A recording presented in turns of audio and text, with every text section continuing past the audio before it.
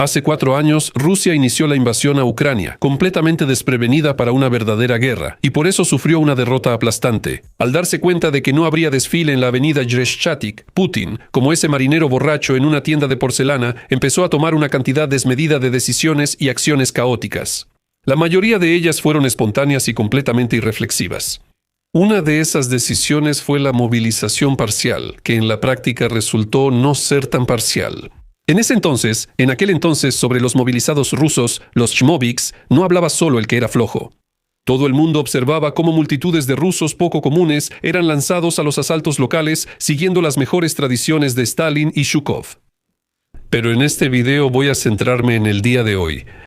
¿Cómo va la movilización en la Federación Rusa en este momento o solo están luchando los voluntarios contratados? En general, vamos a analizar la esencia del fenómeno de la movilización encubierta, y al final intentaremos hacer una predicción. ¿Qué pasará con la movilización en Rusia en los próximos meses y posiblemente años?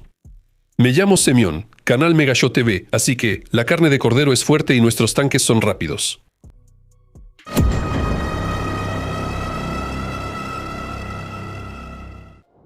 Dos veces sí puedes entrar en el mismo río. Empezaré diciendo que durante la actual guerra a media escala, Rusia ha declarado la movilización no una, sino 2 veces. Hoy en día pocos recuerdan esto, simplemente la primera vez actuaron por costumbre. No directamente, sino de manera híbrida, usando a sus fieles marionetas de la DNR y la LNR. Fue precisamente en su territorio donde, 5 días antes de la invasión, el 19 de febrero de 2022, comenzó esta atrocidad. A eso ni siquiera se le podía llamar movilización. El legendario soldado Chmonia y Chmonia de la ocupada Gorlovka no me dejarán mentir. En ese entonces agarraron a todos, incluso a estudiantes, personas con discapacidad y aquellos que tenían exenciones. Ni siquiera podían vestirlos, alimentarlos o armarlos adecuadamente. Un casco de la Segunda Guerra Mundial, un fusil Mosin modelo 1895 camuflaje de antes de la época de Afganistán y botas militares de Kirsa de los años 90. Así, más o menos, se veía un movilizado estándar de la RPD y la RPL. Lo absurdo del momento es que, en un principio, esta movilización no tenía ningún sentido, salvo el simple show para las cámaras. Porque en 5 días debía entrar en acción el ejército regular ruso completo, y en el Kremlin, por supuesto, lo sabían. No todos, por supuesto, pero los que debían saberlo, sabían perfectamente que esos movilizados no servirían de nada, igual que la nieve del año pasado. Sobre todo, porque planeaban tomar Kiev en 3 días y toda Ucrania en un par de semanas. Pero cuando el Blitzkrieg fracasó, fue entonces cuando esos movilizados empezaron a cumplir su misión principal. Eran carne de cañón en toda regla. Precisamente detrás de ellos se escondían los valientes soldados rusos que llegaron a tierra ajena sin ninguna invitación. Lo más cínico de esta situación es que, incluso después de haber iniciado la invasión a gran escala en Ucrania, Putin al principio tenía miedo de anunciar la movilización en Rusia. Y durante más de medio año se sostuvo precisamente gracias a las olas adicionales de movilización de la RPD y la RPL. Tijomir ocupado. Los territorios de Donbass se convirtieron para Moscú en un verdadero recurso desechable. Eso no es de sorprender, porque por librarse de los malditos ucrofascistas y los judobanderistas hay que pagar, incluso con la propia vida. Además, hay que tener en cuenta la peculiaridad muy propia de la Rusia profunda. En las décadas anteriores de la dictadura de Putin, las autoridades construyeron relaciones con la sociedad sobre el principio de despolitización. Es decir, los ciudadanos comunes no se meten en los asuntos del Estado, lo aceptan tal como es, no protestan ni votan a favor. Y el Estado, a su vez, no se mete en su vida privada y mucho menos les exige participar en guerras innecesarias y lejanas. Para eso están los profesionales contratados. Por eso, anunciar la movilización en la propia Rusia destruiría ese contrato social no escrito y, en teoría, podría provocar protestas. Aún más, porque el propio sistema de registro militar y preparación para la movilización ha estado, desde los años 90, en un estado semi-abandonado y bastante corrupto. Desde la época de las guerras chechenas, el modelo de Putin estaba enfocado en resolver tareas militares con pocas bajas, utilizando solo soldados contratados. Y solo cuando, ya en el frente, no solo empezó a calentarse, sino que todo comenzó a arder por completo. Cuando la famosa contraofensiva de Yarkov de las Fuerzas Armadas de Ucrania obligó al invencible ejército ruso a huir como cebras ante las palomas. Cuando surgió la amenaza de perder la mayor parte de la región de Lugansk, y no solo eso, fue entonces cuando el zar ortodoxo se vio obligado a salir de su búnker. Y al anunciar a la Duma por la mañana, hasta el 21 de septiembre de 2022, la llamada movilización parcial, de hecho, anuló todas sus promesas anteriores de limitarse exclusivamente a las fuerzas del ejército profesional. Bueno, ¿y de qué sorprenderse aquí? La palabra del zar es así: si quieres te la doy, y si quiero te la quito de nuevo. ¿Y qué está pasando ahora allá del otro lado de la frontera? Pero todos esos eventos ya son cosa del pasado, y desde finales de 1922 en Rusia como que ya no reclutan a nadie a la fuerza para ser soldado, aunque pongan atención a un detalle puramente legal. El decreto presidencial número 647 sobre la movilización parcial no ha sido cancelado hasta ahora. O sea, formalmente el proceso de movilización sigue ocurriendo incluso ahora. Ese truco legal permite a las autoridades reanudar la captura de hombres en cualquier momento, incluso sin aprobar un nuevo documento, simplemente con base en el anterior. En la práctica, ahora solo se llevan abiertamente a los reclutas, es decir, a los chicos de entre 18 y 20 años, aunque, en teoría, pueden reclutar hasta los 30. El límite de edad lo subieron hace algunos años.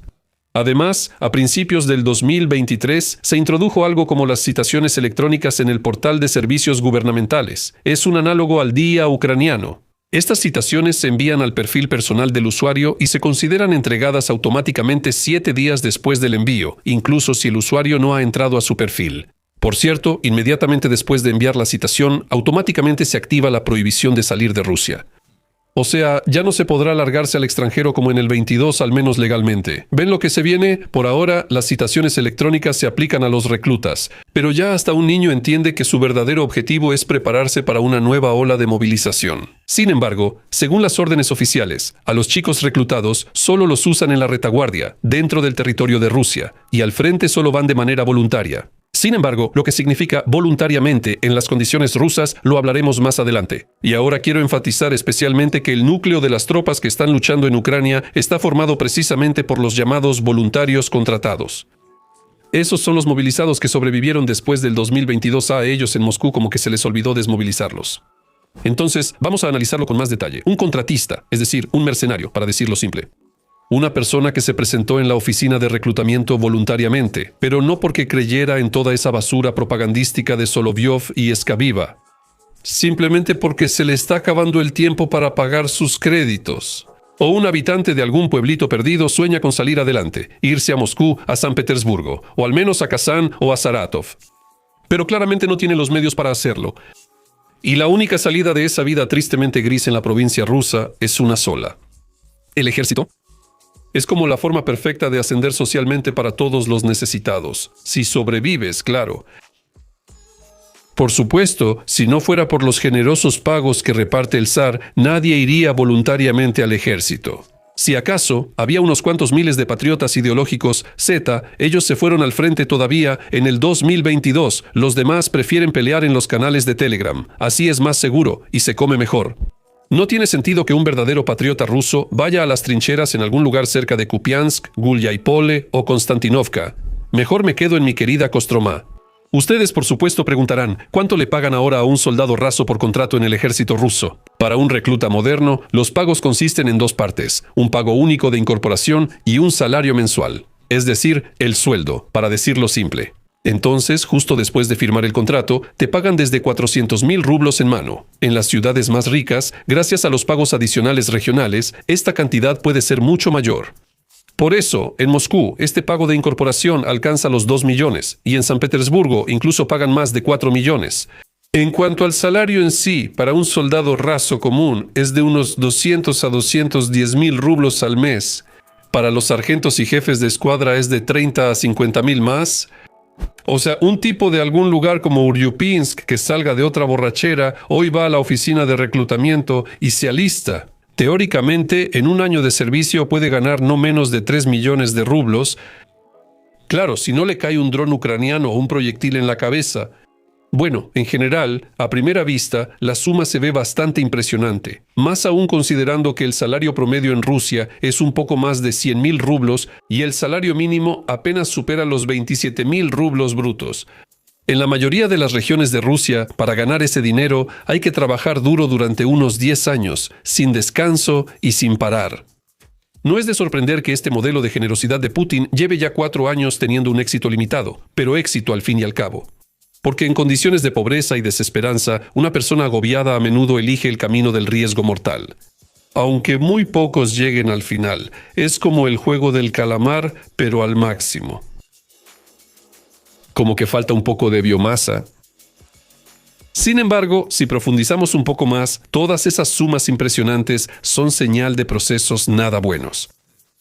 Especialmente si las comparamos con las cantidades que recibían los contratistas en el año 2022. En ese entonces, el salario mensual promedio era de alrededor de 100 a 150 mil, y los pagos iniciales o no existían en absoluto, o eran meramente simbólicos. Como una ración seca con conservas, cereales y aceite de girasol. Es decir, hay una tendencia que no es muy agradable para el Kremlin. Cada vez hay menos personas dispuestas a luchar por la madre Rusia. De lo contrario, las sumas de los pagos no habrían aumentado tan bruscamente. Además, hay otro punto tramposo, unos enormes pagos iniciales. Los introdujeron especialmente para atraer a Ivanushka el tonto al ejército, y después que cargue obedientemente con la vida militar. El segundo aspecto importante es puramente regional. Moscú, San Petersburgo y otras grandes ciudades pagan millones en pagos iniciales no porque puedan permitírselo. Y sobre todo porque en estas ciudades hay fenomenalmente pocos dispuestos a ir a la guerra. Esto no es una provincia olvidada, donde puedes atraer a alguien con cualquier premio y listo. Para conseguir un combatiente más, aquí se necesita mucho dinero. De otra manera, no funciona. Para un moscovita, que puede ganar el mismo dinero en la vida civil sin mucho riesgo, la zanahoria delante de su nariz debe ser muy grande y pesada. Además, hay una serie de beneficios sociales adicionales, como la cancelación de créditos por una suma de hasta 10 millones de rublos inmediatamente al firmar el contrato. Por eso, poco a poco se va revelando el punto más débil de todo este esquema de reclutamiento de mercenarios de Putin. La cantidad limitada de personas dispuestas a arriesgar su vida incluso por mucho dinero y su disminución constante, incluso en las regiones más remotas de Rusia. Incluso el incentivo financiero más fuerte puede empezar a chocar con el umbral psicológico del riesgo. El ruso de a pie cada vez más evalúa la probabilidad de no regresar o de volver lisiado, y para muchos los famosos millones dejan de ser un argumento suficiente. Y la guerra sigue y sigue, exigiendo cada vez más carne de cañón. ¿Qué hacer entonces en esta situación? Más aún cuando desde Moscú presionan a los gobernadores y exigen cumplir y sobrecumplir el plan de reclutamiento. Y ese plan es de un promedio de 30 a 40 mil personas al mes en todo el país. Es decir, de 1.000 a 1.500 personas al día. ¿Qué hacer en esa situación? ¿Movilizar? No se puede hacer eso. ¿O sí se puede? Y si sí se puede, ¿cómo? Hay que actuar conforme a la ley. Entonces hay que hacerlo en secreto. Y ahora llegamos a lo más interesante. Movilización encubierta. Una movilización que supuestamente no existe, pero que en realidad sí existe. Aunque ahora no tiene una influencia decisiva, muchos la conocen, aunque no les gusta hablar de ello. Entonces, ¿qué piensan? ¿A quién es más fácil movilizar de manera que pase desapercibido? Correcto, hay que movilizar a quienes ya están involucrados en las estructuras del ejército, pero que supuestamente no deben ser enviados al frente. Y en primer lugar, a los ya mencionados reclutas. Oficialmente, a los muchachos no los envían a la zona de combate, ni siquiera a los territorios ocupados. Pero en la práctica, casi desde el primer día de servicio, a los reclutas se les convence de firmar un contrato, ofreciéndoles enormes bonificaciones financieras y prometiéndoles un servicio tranquilo en algún lugar soleado de Crimea, pero no en la línea del frente. Esas promesas no valen ni 3 centavos, pero aún así hay quienes ceden ante las persuasiones y la presión de los comandantes. Más aún, esa presión a menudo viene acompañada de golpizas sistemáticas por parte de los veteranos, quienes tampoco quieren ir al frente y empujan a los novatos a hacerlo. Pero en cuanto se firma el contrato, el estatus legal del soldado cambia significativamente, porque a un militar por contrato se le puede enviar a donde sea y cuando sea. Y es poco probable que lo manden a patrullar el malecón de Yalta o siquiera a Sebastopol. Además, desde principios de 2026 se ha implementado el reclutamiento durante todo el año. Las oficinas de reclutamiento militar obtuvieron el derecho de atrapar a los reclutas durante todo el año, y no solo en primavera y otoño. De la misma manera, se han vuelto mucho más frecuentes las convocatorias de reservistas, especialmente en verano. Es decir, hombres de 30, 40 y a veces hasta 50 años que ya cumplieron con su servicio, pero los vuelven a reunir para ejercicios militares. Y en cuanto llegan a los campos de entrenamiento, al igual que esos muchachos, son sometidos a una intensa propaganda y manipulación psicológica. Los oficiales, los de contrainteligencia, es decir, los agentes de contrainteligencia, recopilan de antemano información sobre los recién llegados, sobre su situación económica y les ofrecen resolver todos esos problemas con una sola firma. Firma el contrato y es como si volvieras a nacer. Todos los pecados y deudas del pasado quedan perdonados y solo te espera un futuro brillante, en algún lugar allá por Pokrovsk. A esta categoría también pertenecen los llamados sacos, es decir, los egresados de las facultades militares que prefirieron vivir como civiles, pero que aún figuran como tenientes de reserva. A ellos también en los últimos años los han estado presionando seriamente, ofreciéndoles contratos sumamente ventajosos y otros bonos. Y a este mismo grupo, de manera condicional, se pueden sumar los empleados de las agencias de seguridad que han cometido faltas, de los cuales en tiempos de Putin ha habido muchísimos, miembros de la Guardia Nacional, agentes de aduanas, guardias fronterizos, inspectores fiscales, rescatistas del Ministerio de Emergencias o simplemente policías. Toda esta gente también se encuentra en el grupo de riesgo. Y si en algún lugar cometiste un error grave y no tienes protección de alguien de más arriba, entonces la dirección te dejará elegir entre dos opciones. O te vas de la agencia o presentas un informe para ser transferido al ejército activo. Y no todos los fieles halcones de Putin prefieren renunciar. En pocas palabras, todos estos trucos permiten reclutar cada año a decenas, si no es que a cientos de miles de personas, sin ningún tipo de resonancia social masiva. Y aunque algo salga a la luz, a nadie le importa. ¿A quién le importa que alguien haya firmado un contrato en algún lugar no del todo por su propia voluntad? En Rusia, todos ya están acostumbrados a este tipo de desorden desde hace mucho tiempo y aceptan como algo normal estos métodos voluntariamente obligatorios. Mientras no me afecte a mí. Kilómetros de alambre de púas, los ladridos de perros roncos. Pero las categorías aún más desprotegidas, que regularmente suministran carne fresca al frente, son, por supuesto, los criminales. Ya sean presos o quienes aún están bajo investigación. Sí, ahora ya no es tan abiertamente como en tiempos de Prigozhin. Nadie va a las colonias y promete un perdón total después de medio año de servicio en Wagner. Y el propio Wagner, como tal, hoy apenas sigue existiendo. En su lugar, se forman destacamentos de asalto a partir de los presos como Sturm Z o Sturm V, que suelen usarse para tapar los huecos en las zonas más desesperadas del frente. El nivel de mortalidad en esos destacamentos, ustedes mismos se lo pueden imaginar. Hoy en día, el reclutamiento de soldados en los lugares de reclusión no ocurre de manera pública, sino más bien de forma algo burocrática. Simplemente nadie lo anuncia mucho ni pronuncia discursos grandilocuentes frente a toda la formación. La mayoría de las veces, el esquema funciona así. La administración de la colonia o del centro de detención recibe una orden desde arriba con la cantidad necesaria, luego selecciona a los reclusos más adecuados y les aplica una presión intensificada, incluyendo el traslado al calabozo por tiempo indefinido y golpizas preventivas por parte de los presos de alto rango o de los guardias. Además, funciona un esquema de corrupción. Sacan dinero a quienes tienen familiares ricos fuera. Sin embargo, últimamente cada vez más la apuesta se hace no tanto por los presos, sino por quienes aún están bajo investigación y todavía no han terminado en colonias penitenciarias. Así, en octubre de 2024, Vladimir Putin firmó una ley que permite firmar contratos en la etapa de investigación y juicio, es decir, incluso antes de que se dicte una sentencia oficial.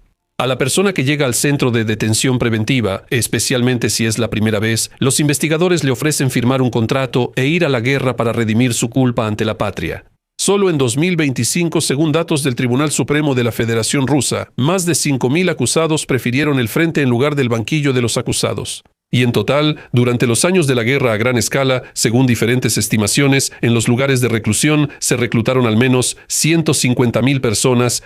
Por cierto, esto explica el inusualmente bajo número total de presos en Rusia, un poco más de 300.000 personas, y la gran mayoría de ellos son mujeres. Aunque hace apenas 5 años la situación era completamente opuesta, casi 500.000 de reclusos, de los cuales 3/4 partes eran hombres. La pregunta es, ¿a dónde fueron los demás? Lo más probable es que estén fertilizando la Tierra Negra en algún lugar cerca de Bakhmut o Avdiivka. Sin embargo, hoy en día las cárceles ya no son un pozo sin fondo, y ahora el gobierno persigue más a quienes acaban de cometer un delito, ofreciéndoles un trato, las trincheras en lugar de las celdas. Esto permite garantizar en todo el país un flujo estable de varios miles de personas cada mes. Pero ya no son esas oleadas de asalto de decenas de miles de personas al mes como en la época de Prigozhin. Así que hoy en día el reclutamiento de prisioneros permite cubrir las pérdidas actuales, pero no formar nuevos cuerpos de asalto. ¿Dónde más se puede sacar provecho? Como ya entendieron, los más afectados por la coerción son las categorías de población más desprotegidas o más pobres de Rusia. Es decir, aquellos que si llega el caso no pueden defenderse o simplemente no tienen dinero para sobornar y librarse, para acorralarlos de cualquier manera y obligarlos a firmar el contrato. Entre estas categorías, por ejemplo, están los trabajadores migrantes que viven en Rusia de forma legal o no del todo legal. A estos últimos siempre se les puede amenazar con la deportación a su Tashkent o Dushanbe natal. Incluso si alguien tiene un pasaporte con el águila bicéfala, de todos modos eso no lo salvará. Creo que ustedes saben tan bien como yo cómo en la querida Rusiushka tratan a todos esos churkas que han llegado de fuera. También se pueden usar prisioneros, pero esta vez no criminales comunes, sino presos políticos. Hay bastantes de esos precisamente en el territorio ocupado de Ucrania. Por ejemplo, agarraron a una persona de Melitopol o Skadovsk, por ejemplo, a quien sospecharon de tener vínculos con la inteligencia ucraniana, o simplemente porque no hablaba muy bien de los valientes libertadores. Le dieron una golpiza como medida preventiva. Quizá le dieron una sesión de electroterapia y luego, como en El Padrino, le hicieron una oferta que no podía rechazar. O le dijeron, voy a pasar tu caso al FSB. O mira, aquí en la mesa ya está el contrato lleno. Como casi nadie quiere terminar en manos de los profesionales rompehuesos de la KGB, la mayoría elige el menor de dos males. En todo caso, lo que a ellos les parece el mal menor. No hay movilización, pero lo tenemos en mente. Entonces, en los últimos 3 años, en lugar de una movilización masiva y forzada, el régimen de Putin ha estado usando un modelo de reclutamiento permanente. En lugar de una gran ola, se utiliza un flujo continuo de personas atraídas por grandes sumas de dinero, presión moral y física, promesas, cancelación de deudas o cierre de casos penales. Para las personas de ciudades pequeñas, con poca educación o problemas de empleo, el ejército se convierte en la oferta mejor pagada en el mercado laboral. Este enfoque permite minimizar la protesta social, manteniendo al mismo tiempo el ritmo de reclutamiento del ejército. Sin embargo, en los últimos meses, si no más, este esquema perfeccionado durante años está fallando cada vez más. Y esto, como ya lo mencioné, está relacionado con la disminución constante del número de personas dispuestas a correr un riesgo mortal. Por eso, la cuestión de reanudar la movilización abierta no ha sido eliminada de la agenda, más bien ha sido pospuesta, sobre todo porque, a partir de enero de 2026, el nivel de reclutamiento en el ejército ruso cayó por primera vez desde el inicio de la guerra a gran escala por debajo de las cifras de pérdidas de personal. Si hablamos de cifras concretas, podemos utilizar los excelentes datos analíticos del Instituto para el Estudio de la Guerra, que publicó investigaciones sobre la posible reanudación de la movilización directa en Rusia. Este material fue publicado el 26 de marzo de 2026 y estaba dedicado principalmente al fracaso de la campaña de propaganda para reclutar nuevos operadores de drones. El asunto es que a finales del 25 y principios del 26 en Rusia se desplegó una campaña de propaganda sin precedentes, llamando a los jóvenes a servir como operadores de drones. Además de los pagos aumentados, se les ofrece un superbono increíble en forma de la posibilidad de firmar un contrato exactamente por un año. Les recuerdo que en otras ramas de las Fuerzas Armadas solo existen contratos indefinidos, es decir, todos sirven hasta el final de la guerra. Sin embargo, ni siquiera esta generosidad excesiva convenció a los estudiantes y gamers rusos menores de 25 años de abandonar su vida por la perspectiva de terminar como un cadáver en los interminables campos de Ucrania. Y el fracaso en el reclutamiento de operadores de drones puede afectar seriamente a todo el ejército, ya que actualmente la principal fuerza de ataque en el frente son precisamente los drones. En consecuencia, si siguen faltando soldados por contrato, la movilización forzada podría ser la única solución disponible, aunque sea muy impopular. También cabe señalar otro aspecto, puramente económico. Porque el modelo de ejército profesional de tipo mercenario de Putin, con elementos de coerción, aún requiere altos incentivos económicos. Este enfoque, aunque permite evitar una nueva movilización masiva, hace que la guerra sea muy costosa para el presupuesto. Si las pérdidas continúan al nivel actual y la economía sigue bajo presión de las sanciones, mantener estos pagos requerirá aumentar la carga fiscal, devaluar el rublo o recortar los pagos para necesidades sociales y programas. O bien reanudar la movilización, si no es general, al menos otra vez parcial. Unas 500,000 personas, no menos. ¿Por qué camino exactamente irá Putin y toda su hermandad de chequistas? Probablemente lo sabremos tras los resultados de la campaña de primavera-verano de 2026, así que ya no habrá que esperar mucho. Vamos preparando las palomitas. Y por último, gracias a todos los espectadores por ver y a todos los patrocinadores por el apoyo financiero al canal. Hasta luego a todos.